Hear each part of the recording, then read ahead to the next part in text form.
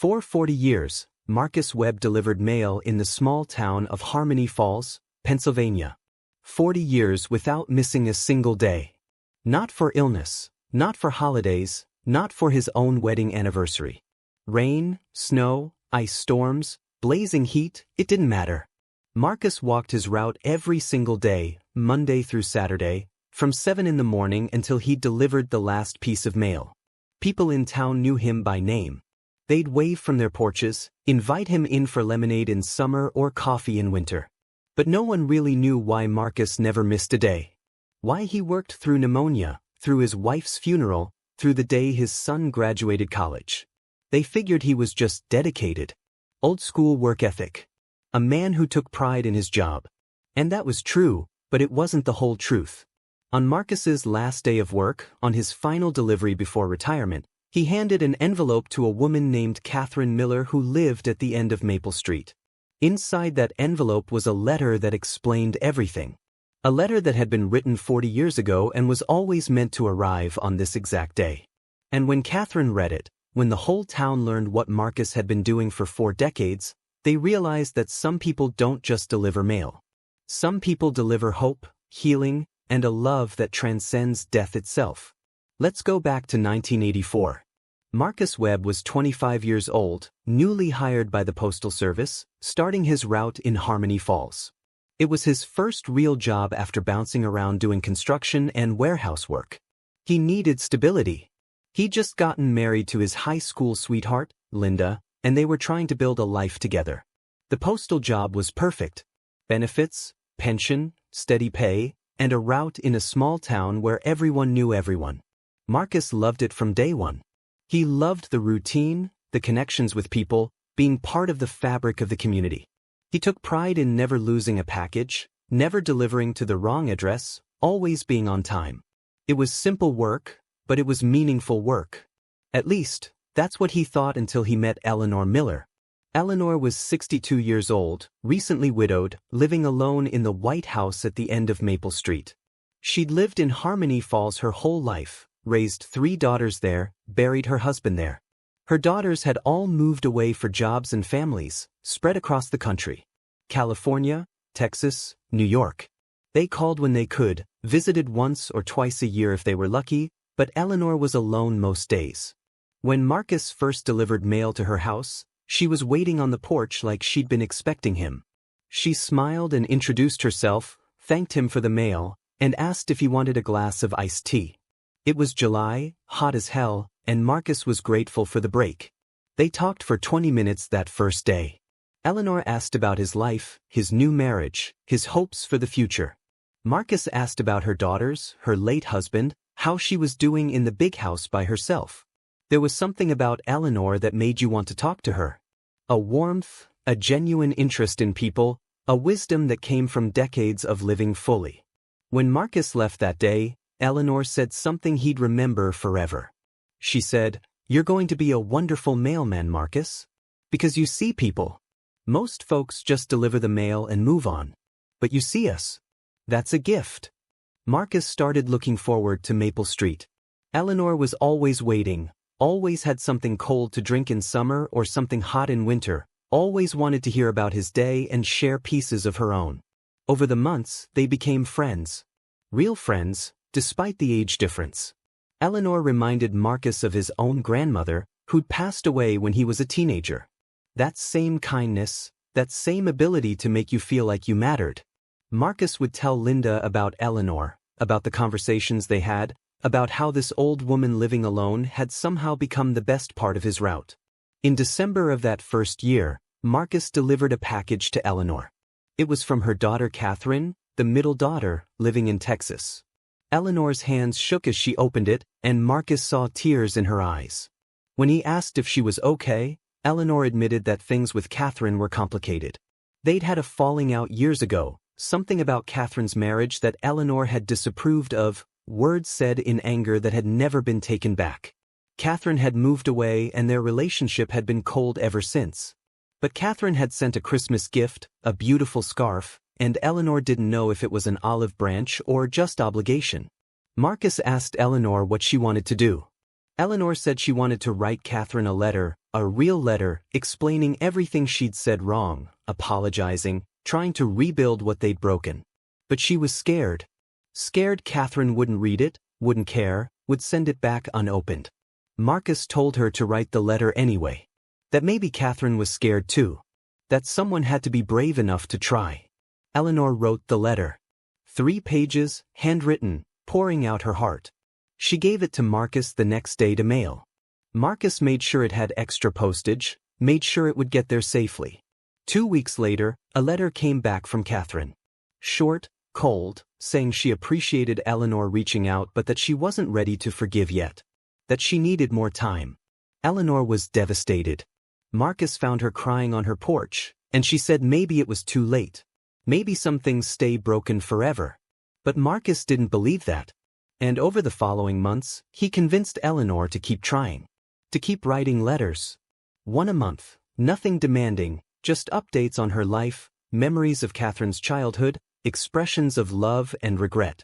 Some of them Catherine answered briefly. Most of them she didn't answer at all. But Eleanor kept writing, and Marcus kept delivering, and slowly, painfully slowly, something started to shift. Then in September 1985, Eleanor had a heart attack. Marcus found her collapsed in her garden during his route. He called 911, stayed with her until the ambulance came, rode with her to the hospital. Her daughters were notified. All 3 of them came, including Catherine. Marcus visited Eleanor in the hospital, and she introduced him to her daughters as the mailman who saved my life. Catherine looked at Marcus with gratitude and said she'd heard about him in her mother's letters. That Eleanor talked about him all the time. That he'd been a good friend to her. Eleanor recovered, but she was weaker. She moved slower. The doctors said her heart was damaged, that she needed to take it easy. Catherine stayed for 2 weeks helping her mother, and during that time, she and Eleanor talked. Really talked. They started healing. When Catherine left to go back to Texas, she hugged Marcus and said, "Thank you for not giving up on her. For encouraging her to keep reaching out. I almost lost her before I forgave her. Thank you for giving us time." After that, Eleanor and Catherine's relationship blossomed. Letters back and forth every week. Phone calls every Sunday. Catherine visited twice a year, and they made up for lost time. But Eleanor's health continued to decline. Another heart attack in 1987. Then another in 1989. She was in and out of the hospital, growing frailer, but she kept writing her letters to Catherine. And Marcus kept delivering them, every single one, with the same care he'd shown that first letter. In March 1990, Eleanor called Marcus at the post office. She needed to see him, she said, but not on his route. Could he come to her house after work? Marcus went, worried something was wrong. Eleanor was sitting in her living room, weak but clear-eyed, with an envelope on the table in front of her.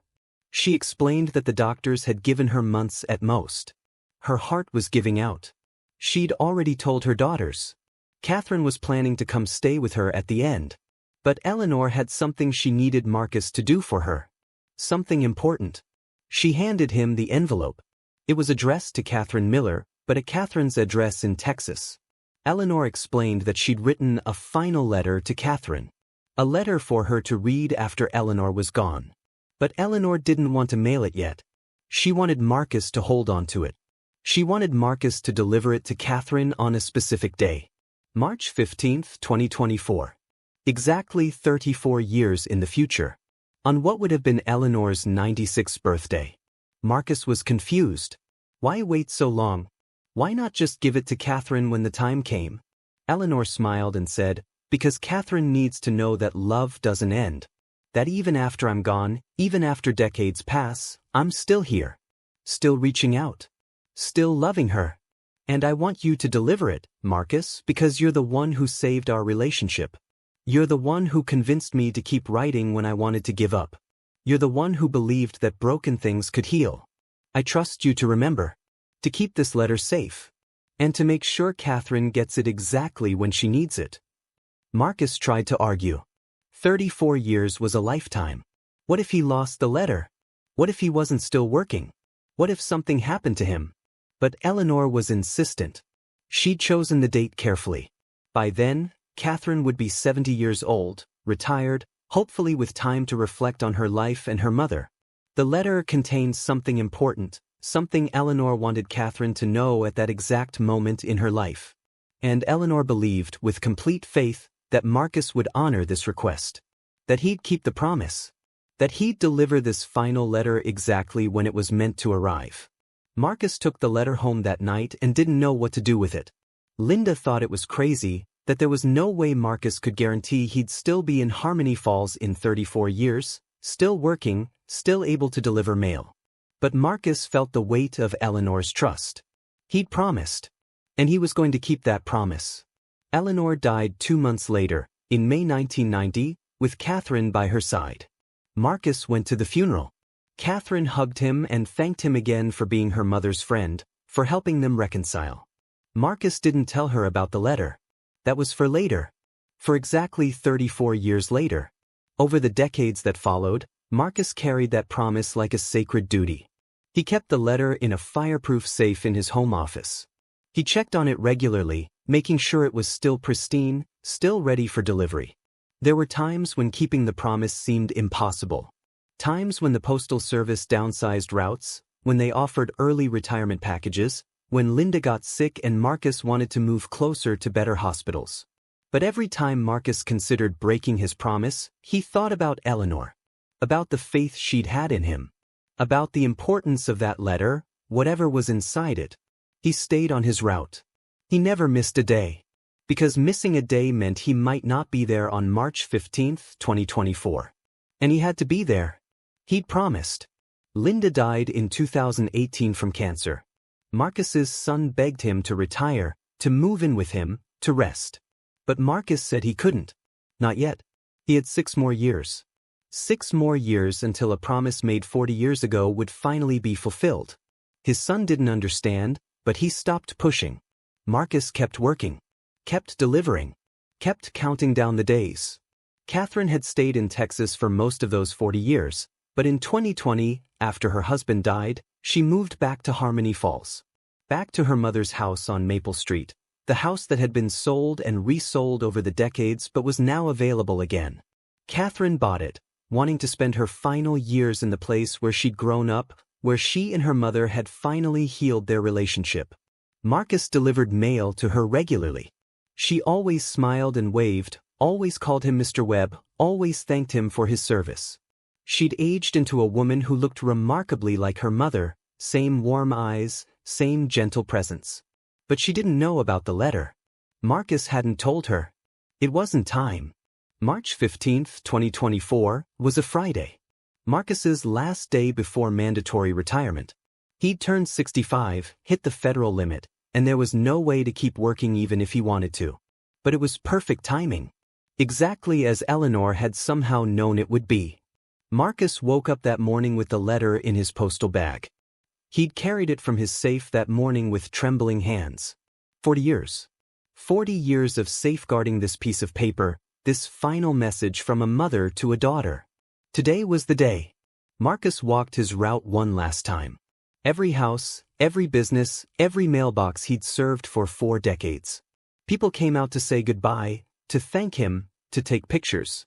The local newspaper had run a story about Marcus Webb, the mailman who never missed a day in 40 years.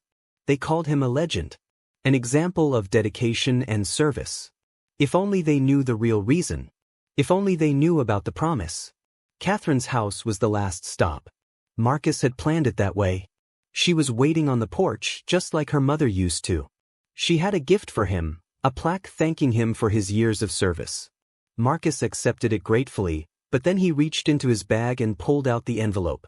Yellow with age, but still sealed, still pristine. He handed it to Catherine. "This is from your mother," Marcus said, his voice shaking. "She gave it to me 40 years ago. Asked me to deliver it to you today. March 15, 2024. On her 96th birthday. I don't know what's inside. But she wanted you to have it now." Catherine stared at the envelope like it was a ghost. Her hands shook as she took it. She recognized her mother's handwriting immediately. How was this possible? Marcus explained everything. The promise, the safe, the 40 years of keeping faith. Catherine's eyes filled with tears. She opened the envelope right there on the porch, Marcus standing beside her, both of them crying before she'd read a single word. The letter was 3 pages, written in Eleanor's careful script. Catherine read it aloud through her tears, and this is what it said. My dearest Catherine, if you're reading this, then 40 years have passed since I wrote these words. You're 70 years old now, my darling girl. I hope you've lived a beautiful life. I hope you found love and joy and purpose. I hope you've forgiven yourself for the years we lost and remembered only the years we found again. I'm writing to you from 1990, knowing I'll be gone soon, but wanting you to know that my love for you doesn't end. It never ends. Even now, 40 years later, even though I've been gone for decades, this letter proves that I'm still reaching out to you. Still loving you. Still here in the only way I can be. I chose this date carefully. Your father would have been 96 today. We would have been married 70 years if he'd lived. I want you to remember, on this day, that love is the only thing that survives death. It's the only thing that matters. Everything else, the fights, the pride, the years of silence, they're dust. But love remains. The years we had together after we reconciled, after Marcus helped us find our way back to each other, those were the best years of my life. Not because they were easy, but because they were honest. Because we chose each other. Because we forgave. I'm giving you this letter 40 years late to teach you one final lesson. It's never too late. It's never too late to forgive, to love, to reach out, to heal. Whatever relationships in your life need mending, whatever words need speaking, whatever love needs expressing, do it now. Don't wait. Don't let pride or fear steal your time. Because time is all we have, and it runs out faster than we ever expect. I love you, Catherine. I loved you the day you were born. I loved you through our hardest years. I loved you on my deathbed. And I love you now, 40 years later, through these words. Tell your sisters I love them too. Tell your children and grandchildren that their grandmother is proud of them. And tell Marcus thank you for keeping this promise. For being the kind of man who understands that some things are worth waiting for. That some promises are sacred. Live well, my darling. Love deeply. Forgive quickly. And know that I'll be waiting for you on the other side with open arms and no more time to waste. All my love, forever and always. Catherine and Marcus stood on that porch and cried together until they couldn't cry anymore. Then Catherine did something beautiful. She invited Marcus inside. She called her sisters in California and New York on video chat. She read them their mother's letter. All of them cried.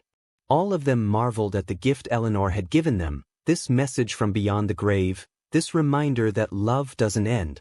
And they thanked Marcus for being the keeper of that message. For 40 years of faithfulness.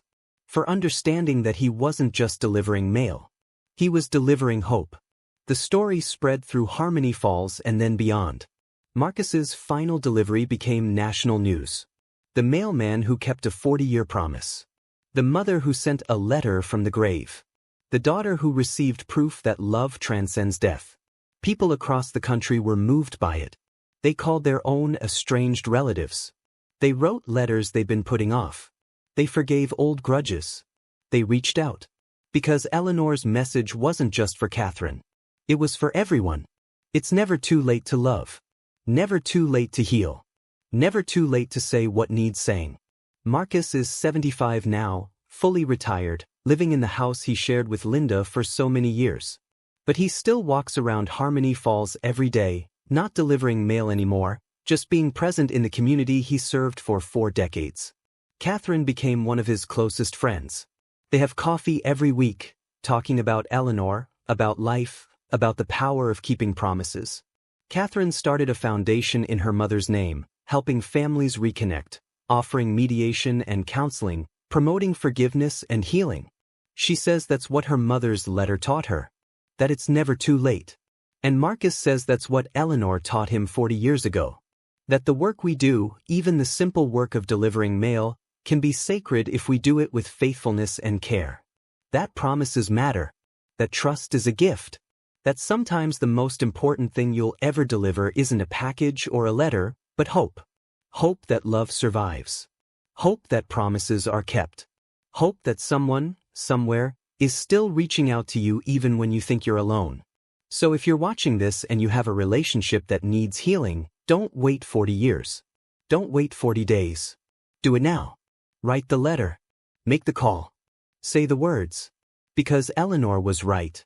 Time runs out faster than we expect. But love, real love, love that forgives and persists and never gives up, that love lasts forever. That's what Marcus delivered that day. Not just a letter, but proof that love is stronger than death, stronger than time, stronger than any hurt or grudge or pride. That's the message. That's the lesson. That's what we're all here to learn. And if a mailman can keep a promise for 40 years just to deliver that message, surely we can be brave enough to forgive, to reach out, to love while we still have time. That's what Marcus Webb taught us. That's what Eleanor Miller taught us. That some promises are worth keeping, no matter how long it takes. Because love is always worth the wait.